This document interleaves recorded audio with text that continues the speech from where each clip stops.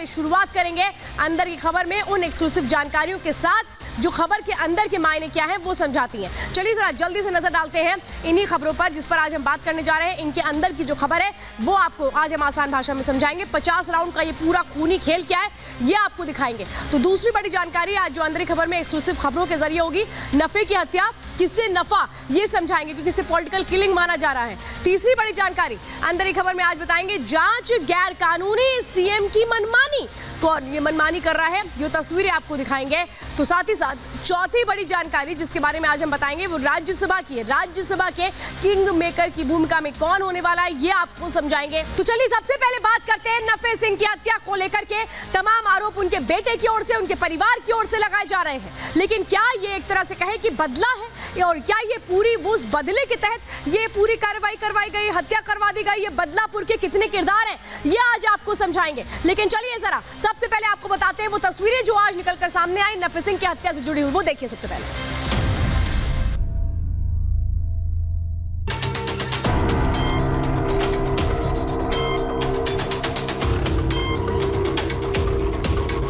जैसा कि हमें शक था, भाजपा के नेताओं का इसमें हाथ था। हमारी पुलिस पे हमें पूरा भरोसा है, लेकिन सरकार पे भरोसा नहीं कर सकते क्योंकि ये पॉलिटिकल मर्डर है। मैंने सारे अधिकारियों से बात की है और उनको कहा कि भाई इस पर तुरंत कार्रवाई करें।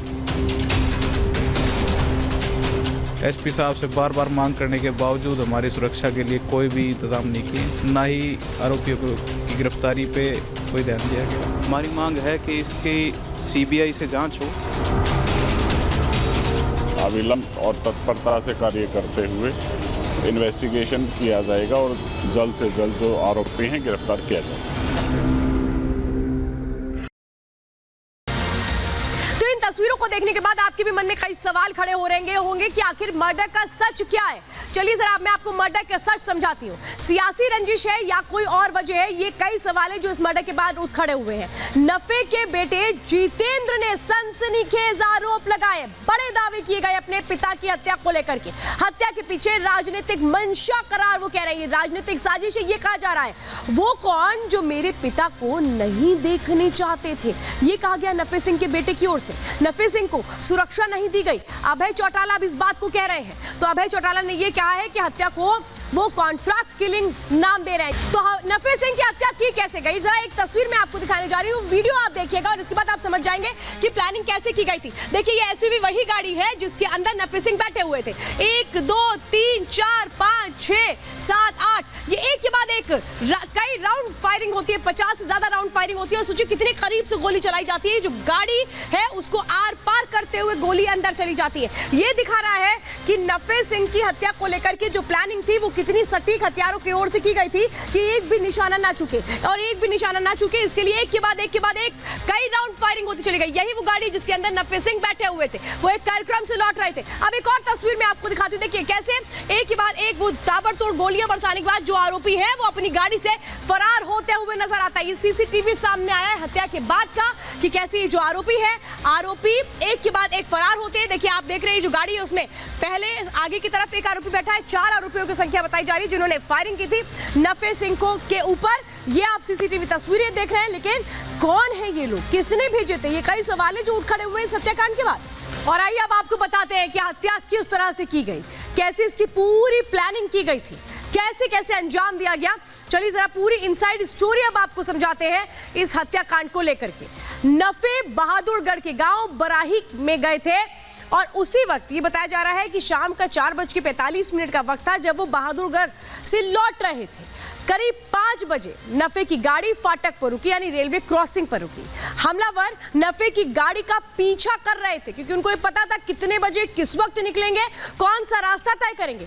गाड़ी रुकते ही नफे सिंह की कार को चारों तरफ से बदमाशों ने घेर लिया।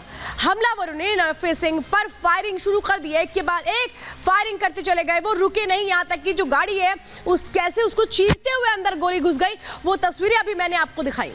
तो अभी आपने देखा कि हत्या कैसे की गई, लेकिन आप चौंक जाएंगे कि ड्राइवर को छोड़ दिया गया है। ड्राइवर ने ऐसे कौन से राज खोले हैं, ड्राइवर से क्या बातचीत हुई थी, जरा समझिए। अब मैं आपको बताती हूँ। दुश्मनी करने का सबक सिखा दो, ये ड्राइवर से कहा गया अपराधियों की ओर से। तुझे जिंदा छोड़ रहे हैं, ये कहा गया अपराधियों की ओर से, उन हत्यारों की ओर से जिन्होंने नफे सिंह की हत्या की। जाकर इनके घर बता देना। 7 लोगों का नाम बताया उसने। अदालत में गए तो सबको मार देंगे, धमकी दी गई है इन हत्यारों की ओर से। परिवार को भी मार देंगे अगर अदालत में जाकर के कंप्लेन करते हो, पुलिस में जाके कंप्लेन करते हो तो कैसे सबको जान से मार दिया जाएगा। यानी कैसे छोड़ा गया है और क्यों छोड़ा गया ड्राइवर को, यह भी आपने समझा। लेकिन क्या कुछ कहना इस पूरे मामले को लेकर के नफे सिंह के बेटे जितेंद्र राठी का, सुनिए जरा।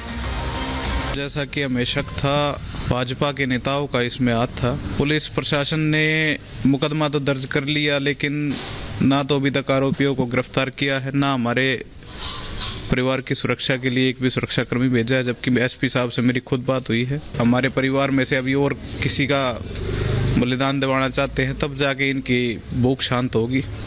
तो अभी आपने देखा कि कितना बड़ा एक तरह से का खेल रचा जा रहा था, लेकिन कब, कहां, कैसे रेकी की गई नफे सिंह को लेकर के, कितने बजे उनकी गाड़ी निकलेगी, किस रूट से उनकी गाड़ी निकलेगी, किस रूट से वापस आएगी, बहुत सारे ऐसे सवाल हैं जिनके जवाब मिलना बाकी है। लेकिन इन्वेस्टिगेशन कैसे की जा रही है और इस पर पूरी तरह से राजनीति कैसे गरमाती नजर आती है, एक रिपोर्ट देखिए।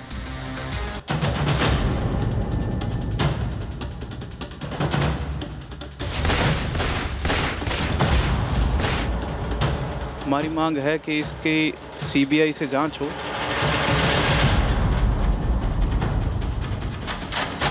पहले सटीक रेकी, फिर पीछा, फोकस सिर्फ टारगेट यानी नफे सिंह पर। एक्सयूवी कार में सवार आईएनएलडी के प्रदेश अध्यक्ष नफे सिंह राठी पर बीच सड़क अंधाधुंध फायरिंग। नफे सिंह के पास बचने का कोई मौका नहीं था। शूटआउट साइट की सीसीटीवी तस्वीरें सामने आई। जिस तरह उन्हें बराही फाटक के पास निशाना बनाया गया, उससे साफ है कि हमलावरों ने राठी की रेकी करवा रखी थी।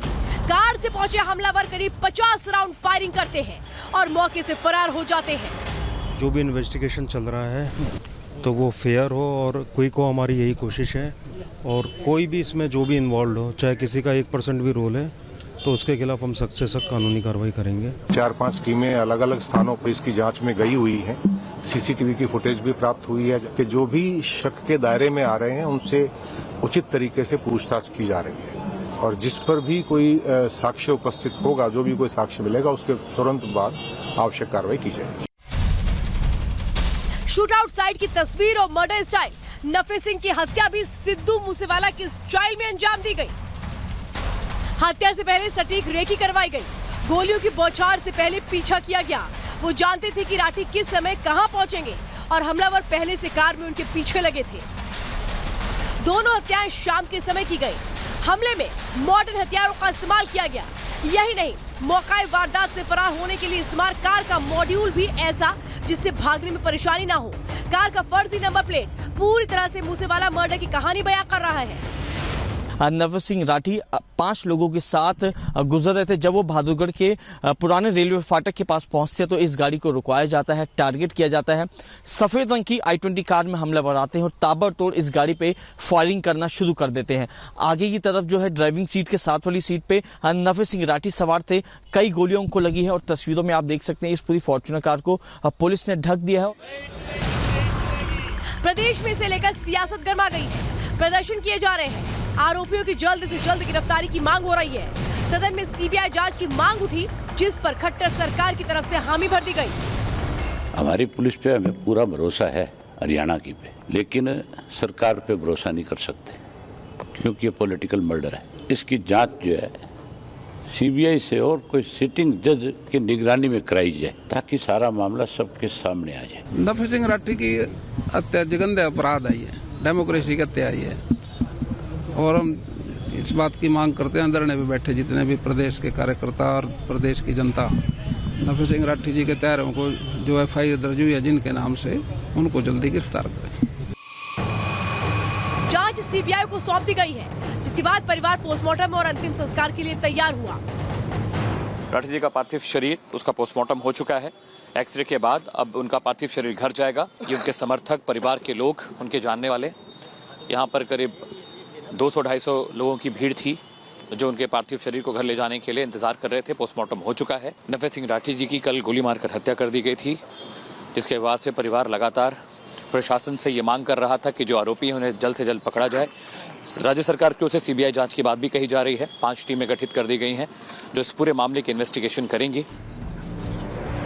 अब आरोपियों की गिरफ्तारी के लिए सीसीटीवी खंगाले जा रहे हैं, सबूत इकट्ठे किए जा रहे हैं। जांच के लिए जगह जगह टीमों को भेजा गया है। कई संदिग्धों से पूछताछ की गई, यानी नफे सिंह राठी हत्याकांड के सुराग और सबूत खंगाल कर सीबीआई कातिलों तक पहुंचेगी। दिन दहाड़े हुए इस हत्याकांड ने हरियाणा की कानून व्यवस्था पर बड़ा प्रश्न चिन्ह खड़ा कर दिया। विपक्ष सरकार से सवाल पूछ रहा है तो सत्ता पक्ष मामले पर जल्द कार्रवाई करने और आरोपियों को कड़ी से कड़ी सजा दिलवाने की बात कह रहा है। Bureau report, Republic Bharat.